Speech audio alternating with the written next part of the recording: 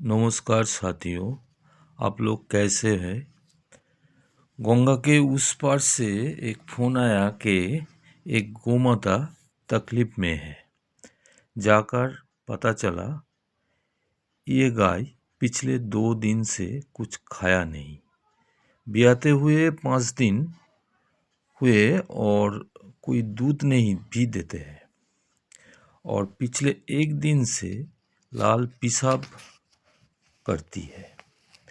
Temperature लेने के बाद पता चला 106 डिग्री फ़ारेनहाइट है। आंखें बिल्कुल लाल हो गया। ये तो बैवेसिया और रेड वाटर डिजीज है। तो इसके मैंने बेरिनिल RTU इंजेक्शन 20 ml और जीट 15 ml और रूमेरिक 15 ml इंजेक्ट कर दिया और अभी ARBC रक्त 50 ml हर रोज एंड ब्रोटोन 50 ml हर रोज खाने